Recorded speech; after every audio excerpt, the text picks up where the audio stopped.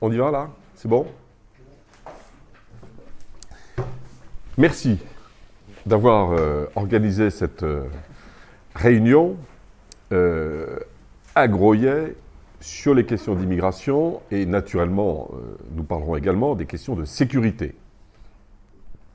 Je dois vous dire que je ne suis pas gêné d'aborder un sujet qui est un sujet naturel pour un républicain. Je ne dis pas simplement au sens du parti politique, mais pour tout républicain, tout démocrate, qui entend que, d'une part, la loi de la République soit respectée par chacun et partout, et que d'autre part, l'immigration n'est pas un droit de l'étranger, mais une faculté de l'État d'accorder un droit à l'étranger. Il ne faut pas inverser les rôles. Je vais essayer d'être aussi pédagogique que possible sur ces deux sujets. D'abord, sur la question de la sécurité. C'est la Déclaration des droits de l'homme et du citoyen de 1789 qui proclame le droit pour tout citoyen à la sûreté. Sûreté qui aujourd'hui se traduit par le mot sécurité. Qu'est-ce que ça veut dire? Ça veut dire que chacun doit pouvoir vivre sur le territoire de notre nation en sécurité, parce que la sécurité, c'est la garantie non seulement de la paix intérieure, mais de la paix publique. C'est le respect de l'ordre, le respect des lois, fonde l'organisation des nations et à travers l'exercice d'une mission de l'État qui est une mission fondamentale. Il n'y a pas d'exception dans le monde, dans tous les pays, dans toutes les nations, il y a un ordre qui s'impose, qui est celui du régime politique en place. Quant à l'immigration n'est pas un droit par définition de l'immigré. L'immigration, c'est la faculté qu'a un étranger de venir dans un autre pays que le sien, si l'autre pays lui en donne non seulement la faculté, mais l'autorisation. Les réfugiés sont issus des pays en guerre. Et il est à l'honneur d'un pays d'accueillir des gens qui fuient leur pays parce qu'ils éprouvent une menace personnelle, directe, sur leur vie. Bon. Mais enfin, il n'y a pas 140 pays en guerre dans le monde. C'est-à-dire que le filtre de la notion de pays en guerre est quand même un filtre qui devrait être efficace. Mais en autorisant cette dérive sémantique, verbale, en disant il y a aussi des réfugiés climatiques, c'est-à-dire des gens qui viennent de la zone subsahélienne, pour être précis, qui ont trop chaud, donc il faut qu'ils remontent vers le nord où il fait plus frais. Bon. Il y a des juges administratifs en France qui ont jugé qu'il y avait des endroits où il faisait trop chaud, et donc il fallait les accueillir. Chers amis, ça nous fait 800 millions de clients en plus. Voilà quelques-unes des dérives. Et c'est la raison pour laquelle l'une des solutions, si l'on veut aujourd'hui arrêter cette véritable folie migratoire, c'est qu'il faut passer par le référendum.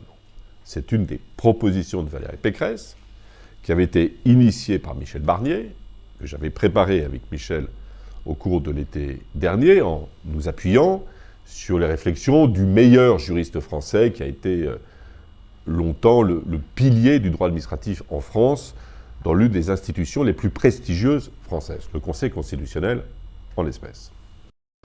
Bref, vous avez aujourd'hui des checkpoints, c'est-à-dire des quartiers auxquels on rentre si vous ne montrez pas de blanche, et qui sont gardés par des caïds. Il y a eu des reportages dans les quartiers nord de Marseille, où vous ne pouvez pas rentrer. Il faut, en quelque sorte, montrer vos papiers, démontrer en quelque sorte que vous n'êtes pas policier. En France. En France. Non, pas ailleurs, en France. Vous avez des bandes qui squattent des halls d'immeubles, HLM, et qui imposent une sorte de couvre-feu. Bref, on est maintenant dans un pays où on ne mange plus pareil, où on ne s'habille plus pareil, et on n'a plus les mêmes références historiques. On ne mange plus pareil parce que on vient vous dire, ah non, pas de porc à la cantine scolaire. Je suis désolé, à Lavore, moi je défends la filière porcine du Tarn. Voilà. Et chacun sait que les petits pois sans les lardons, c'est pas bon. Ben oui, voilà. Donc on met des lardons dans les petits pois. Bon. Mais l'enfant qui ne veut pas prendre de porc, il a sa double ration de légumes et 2 yaourts au lieu d'un. Bon, voilà, comme ça, il ne perd pas en calories. Mais il ne nous impose pas son choix à tous. Une citation d'une grande philosophe, Simone Veil, qui n'a rien à voir avec la femme politique, Simone Veil, qui disait « L'enracinement, disait-elle, c'est le besoin le plus important et le plus méconnu de l'âme humaine. » L'enracinement. Tout le problème vient de là. C'est-à-dire que cette pensée libérale d'un côté, cette pensée gauchiste de l'autre, se sont en quelque sorte unifiées pour déraciner l'homme moderne, pour le priver de ses racines, pour le priver de son identité, en ajoutant d'autres identités. C'est ça le paradoxe. On avait la possibilité d'assimiler autrefois. Assimiler, ça veut dire quoi? Ça veut dire que qu'on soit jaune, blanc ou noir, on est des Gaulois. Alors vous allez me dire, c'est pas tout à fait exact. C'est pas la question. C'est pas la question. Dire nous sommes les enfants de Vercingétorix, même si c'est pas en ligne directe, ça voulait dire que nous appartenons à une même communauté qui a été forgée par les mêmes héros, par les mêmes grandes figures. Nous communions aux mêmes grandes figures. Certains veulent déboulonner la statue de Colbert. Colbert, il a lancé l'industrie française, l'industrie manufacturière. Il a été mis des comptoirs partout dans le monde. Il a développé le commerce international. Il a créé, il a développé l'État au service des entreprises. C'est un génie, Colbert. Mais il aurait écrit le Code noir qui visait à réglementer l'esclavage. Bon, je vous ai dit ce qu'on devait penser de l'esclavage, c'est-à-dire que malheureusement, tout le monde avait rendu tout le monde esclave un jour ou l'autre. Nous avons été colonisés par les Romains. On a été colonisés. Et honnêtement, c'est plutôt une colonisation heureuse. Ça s'est plutôt bien passé. Mais ça a été dur au début. Les Gaulois, ils n'étaient pas contents. Bon. Mais ça a été une bonne colonisation. Parce que Rome nous a apporté ce que nous ne savions pas faire, nous Gaulois. Pour être précis, en 5 ans, les violences faites aux personnes ont augmenté de 17%.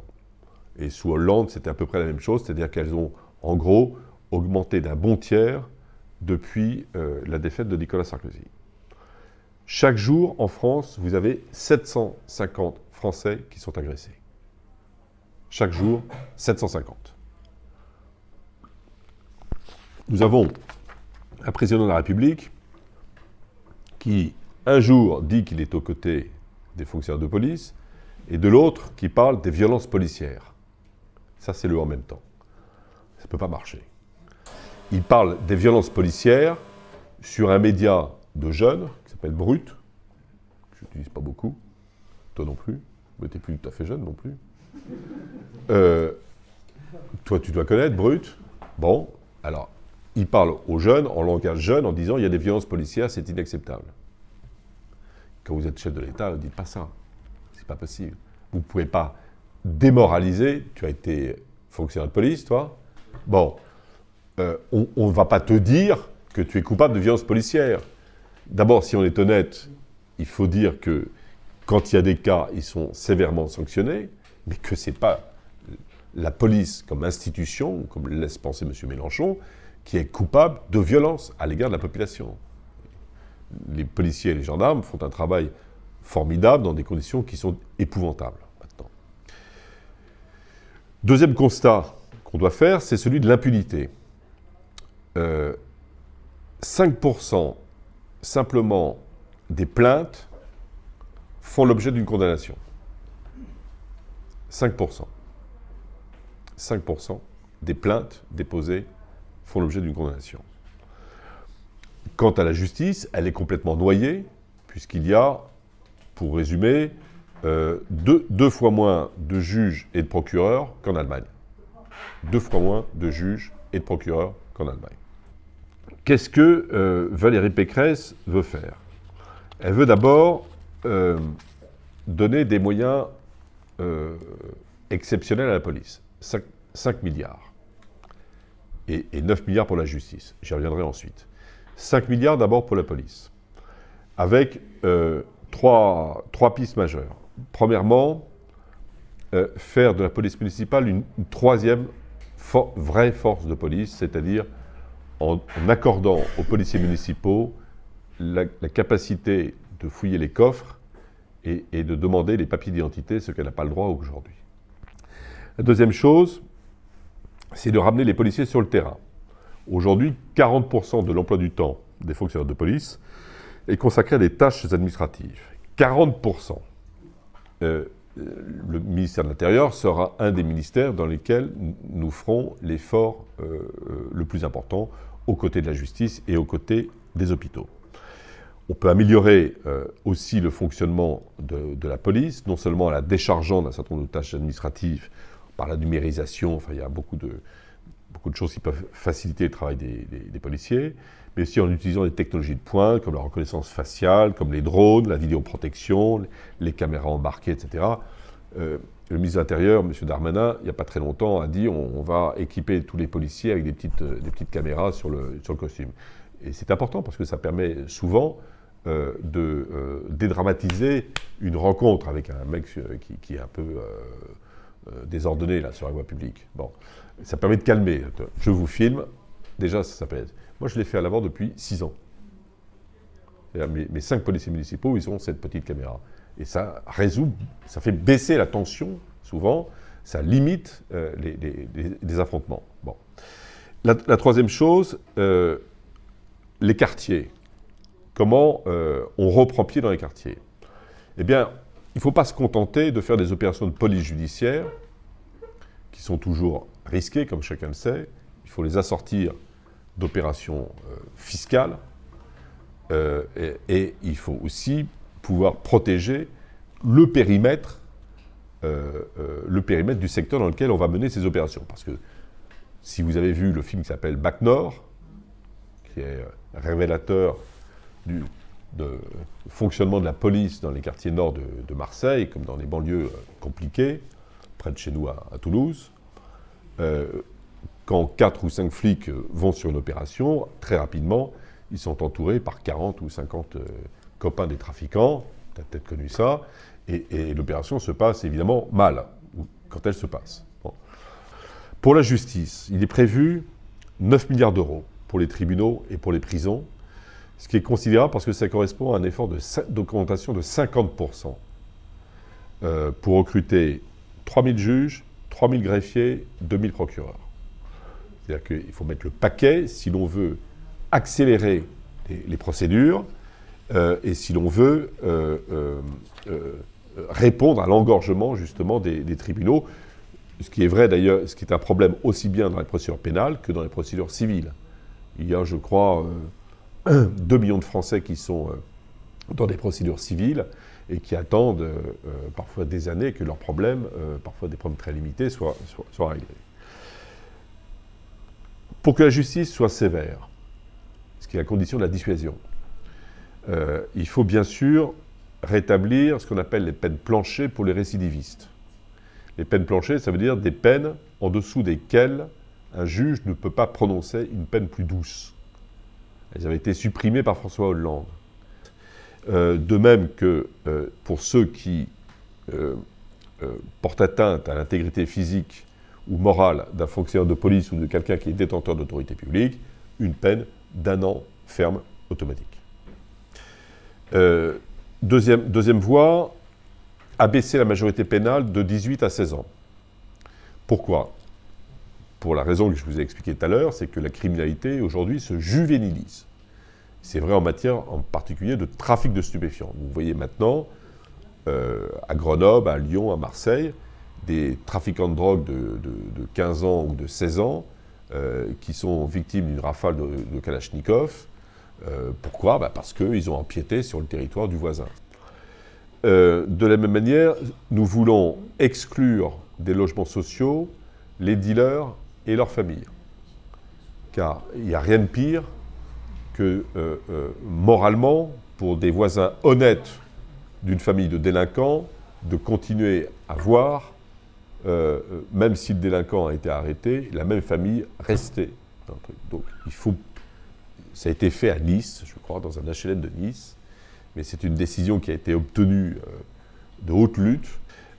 Et enfin, elle a prévu aussi, comme ça se fait au Danemark et en Suisse, de demander aux détenus, enfin d'exiger des détenus une participation au coût de leur incarcération. Donc ce que nous voulons aussi, c'est une justice plus rapide,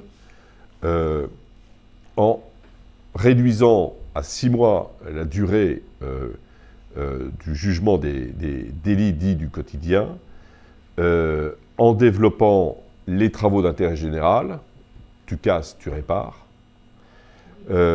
en numérisant, en simplifiant toute la procédure pénale pour donc réduire, pour diviser par 2 le temps de traitement des affaires, avec le développement des amendes forfaitaires délictuelles. Ça a l'air idiot, mais il n'y a pas de terminaux dans tous les tribunaux. Des terminaux pour faire payer par carte de crédit le délinquant. Ça renvoie à des procédures qui vont durer encore 6 mois ou 9 mois. Mais si vous équipez d'un terminal informatique, de carte de crédit, de carte bancaire, les terminaux, vous réglez déjà une partie du problème. Bon, c'est une mesure simple, hein, mais très efficace. C'est l'obligation de comparution immédiate pour les flagrants délits. C'est la création aussi de 20 000 places de prison. Sur l'immigration, alors, je vous ai expliqué les raisons pour lesquelles nous avions en France et en Occident un vrai problème culturel, mais à ces problèmes, il faut apporter des solutions techniques précises. Je vous ai parlé du référendum, qui est le seul moyen, si l'on veut vaincre des droits favorables aux étrangers, même dans des conditions scandaleuses, qui ont été entérinés par la Cour européenne des droits de l'homme, la Cour de cassation, le Conseil d'État et le Conseil constitutionnel. Premièrement, l'asile ne pourra être demandé que dans nos ambassades ou à notre frontière. Deuxièmement, pour renvoyer, par exemple, un étranger clandestin ou un étranger condamné par la justice française, pour le renvoyer dans son pays, il faut que le pays d'origine établisse ce que l'on appelle un laissez-passer consulaire. C'est-à-dire que le pays d'origine dise « je suis d'accord pour reprendre mon voyou ». Bon, quel est le taux de reprise par l'Algérie, par exemple? Je crois que c'est 0,2%. Pour être tout à fait précis, lorsque on refuse un visa de court séjour dans notre pays, il suffit à l'étranger, par exemple à l'Algérien en vertu des accords de 1968, de le demander à un autre pays d'Europe pour pouvoir accéder ensuite au territoire français. Donc ce qu'il faut, c'est limiter drastiquement les visas de court séjour et obliger à ce que les personnes demandent des visas de long séjour qui, eux, ne peuvent être attribués que par d'autres pays, et non pas par un pays européen. Mais c'est pas simple hein, de régler les problèmes d'immigration, parce que nous sommes liés, encore une fois, à des quantités de traités. Les traités, c'est fait pour être respecté, mais c'est aussi fait pour être révisé quand ça ne marche pas. Bon. Rétablir évidemment la double peine pour les délinquants étrangers. Hein, double peine, c'est-à-dire l'expulsion qui s'ajoute à la sanction pénale. C'est les restrictions à l'AME, l'aide médicale d'État, coûte environ 1,4 milliard, je crois, maintenant, ou 1,2 milliard. Et surtout, elle donne le chiffre exact, l'un des chiffres les plus proches du nombre de clandestins, puisqu'elle est attribuée, vous le savez, elle fait bénéficier des soins gratuits les personnes qui n'ont pas de titre de séjour.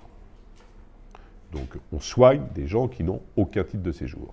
Alors, c'est parfaitement compréhensible dans des cas d'urgence ou dans des cas de maladies dites épidémiques. Il est normal, là, d'apporter un soin. C'est une évidence. Mais faire la prothèse de la hanche de la grand-mère marocaine grâce à son petit-fils, je suis désolé, mais il y a des hôpitaux au Maroc, en Algérie, etc., c'est pas aux Français de payer la prothèse de la hanche de la grand-mère ou de la grand-tante. Autre idée, c'est de faire voter, et il n'y a qu'une révision de la Constitution qui doit nous permettre, qui doit nous y autoriser, faire voter chaque année des quotas par nationalité et par métier, de telle manière à ce que l'immigration réponde à de vrais besoins. Il y a des métiers dits en tension, c'est-à-dire des métiers dans lesquels on a besoin de main-d'œuvre ou de main-d'œuvre qualifiée, main-d'œuvre non qualifiée ou de main-d'œuvre qualifiée. Ensuite, la carte de séjour doit être subordonnée évidemment à la maîtrise du français. Donc, là, il sera prévu 600 heures d'apprentissage du français. On ne peut pas imaginer que l'assimilation ne passe pas par l'apprentissage parfait du français. De la même manière, l'idée, c'est aussi de conditionner l'accès aux prestations sociales facultatives, les allocations, le RSA, les allocations logement, etc., aux étrangers à condition qu'ils aient eu 5 ans de séjour régulier dans notre pays. 5 ans de séjour continu et régulier dans notre pays, et naturellement sans infraction, sans délit et sans crime. De la même manière, nous voulons durcir les conditions du regroupement familial, car nous sommes passés en 40 ans d'une immigration de travail à une immigration de peuplement, et que les Français, légitimement, n'en peuvent plus. Et quand je parle des Français, je parle également des étrangers qui sont installés régulièrement, qui travaillent honnêtement, qui travaillent effectivement dans notre pays et qui contribuent à notre vie économique ou à notre vie sociale. Enfin, nous voulons en finir avec un droit du sol automatique en subordonnant l'accès à la nationalité française de l'enfant d'étranger parvenant à ses 18 ans à condition qu'il apporte la démonstration de son assimilation totale à la nation française. L'assimilation, ça veut dire la maîtrise totale du français, l'absence d'infraction, sinon il n'accédera pas à la nationalité française. Enfin, dans les écoles, nous souhaitons qu'il y ait un plafond, un nombre plafond de non-francophones dans les classes. Il y a aujourd'hui trop de classes dans les écoles françaises où il y a une très large majorité d'enfants étrangers et qui parlent plusieurs langues étrangères sans parler le français. Voilà, mes chers amis, ce que je voulais vous dire sur ces questions de sécurité et d'immigration. Merci d'avoir assisté à cette conférence. C'était un beau moment d'échange, l'occasion de faire de la pédagogie sur l'importance de rétablir la sécurité dans notre pays et de stopper l'immigration illégale tout en restreignant de manière considérable l'immigration légale.